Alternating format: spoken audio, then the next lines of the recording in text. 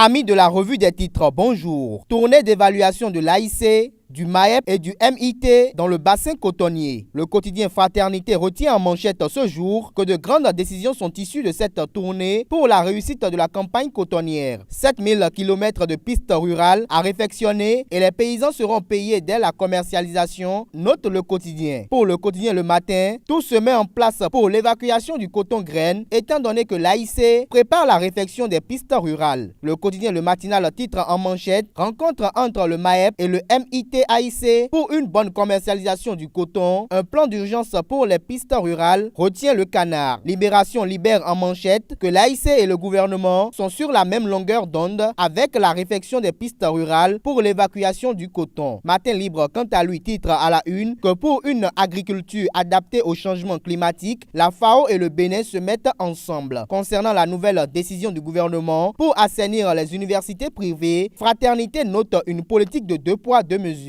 Car le journal nous renseigne que très remonté, les promoteurs privés d'enseignement supérieur s'en remettent à l'arbitrage de Patrice Talon. L'autre vision en manchette parle de communiqués controversés et polémiqués du ministère de l'enseignement supérieur et de la recherche scientifique. Pour le Canard, Marie-Odile Atanasso s'attire la colère des promoteurs d'universités privées. Le Clairon fait savoir que les promoteurs lésés réagissent et dénoncent un acharnement. Pour des faux frais dans l'enseignement secondaire, le Matinal fait savoir que des chefs d'établissement sont menacés de limogeage. Le Clairon évoque en manchette ce jour le mutisme grandissant malgré la crise sociale. Où sont passées les grandes gueules de la société civile, s'interroge le journal en manchette. Plus de précisions dans les colonnes de Le Clairon. Audience au palais de la Marina vendredi dernier. La presse du jour nous apprend que Patrice Talon a reçu Dossou Ahoré. Après le nouveau financement des Pays-Bas dans le secteur de l'eau au Bénin, le potentiel pense que le gouvernement doit ouvrir à nouveau le fameux dossier PPEA 2. Session budgétaire ce jour à l'Assemblée nationale. Soleil Bénin Info nous apprend que le premier budget général de l'État du régime Talon est à l'ordre du jour. Les 4 vérités confirment que la session budgétaire s'ouvre ce jour à l'Assemblée nationale. Pour une reprise des activités relatives à l'exploitation du bois au Bénin, Actu Express relaie que Patrice Talon est attendu pour sauver le naufrage. Exploitants, usagers et travailleurs sont dans l'expectative, rapporte le journal à sa une. L'économiste évoque ce matin à la une les résultats de l'emprunt d'obligations du Trésor du 13 octobre 2016. Le Bénin a obtenu 44 milliards de francs CFA, relaye le journal. Actu Express parle ce matin en manchette des sombres perspectives économiques pour le Bénin en 2017. Le journal attend le miracle de Talon pour sauver le Bénin du déluge car le pays tend vers une baisse drastique du pouvoir d'achat et de réelles menaces sur les emplois, constate mon confrère. Discorde entre frères musulmans dans la commune de Ouaké. La presse du jour titre à la une « Calme précaire à Séméret, une rencontre importante ce jour ». L'événement précise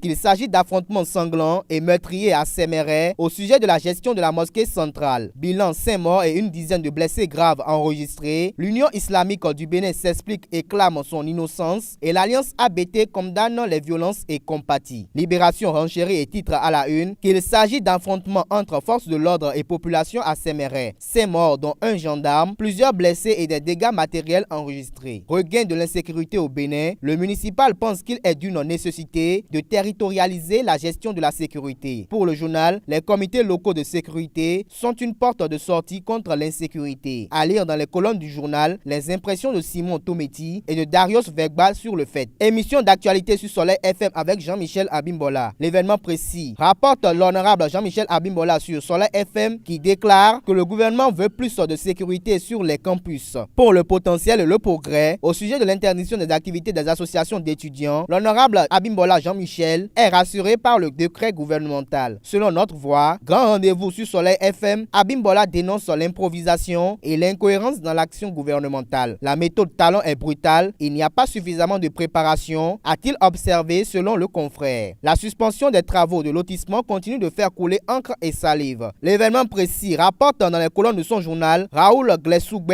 à propos de la suspension des lotissements dans tout le Bénin. Raoul pense que le gouvernement gouvernement a répondu aux cris de détresse des populations. Pour l'informateur et le matin, à propos de la suspension des lotissements au Bénin, Brice Batcho félicite le gouvernement mais émet des réserves. Pour le bien-être des populations rurales du Bénin, la Jamaat islamique Ahmadiyya réhabilite 75 forages dans 4 communes, nous apprend la une du jour de fraternité. À la une de Les Pharaons, naissance du Centra INAB. Les transporteurs et importateurs se donnent la main pour de nouveaux challenges. Objectif de développement durable à l'horizon 2030, les Pharaons publient que l'OCJ dit non aux inégalités sociales et s'engage à ne laisser personne de côté. La Guérite nous apprend que lors de la conférence sur la sûreté maritime et le développement à Lomé, Lionel Zinsou préside un panel. Fait divers, le Télégramme nous apprend qu'un groupe électrogène tue 2 femmes à Cotonou. À retrouver dans les colonnes du quotidien Fraternité, la plume du jour écrite par Sulpice Oscar Gbagidi, intitulée « Le levier du partenariat public-privé ».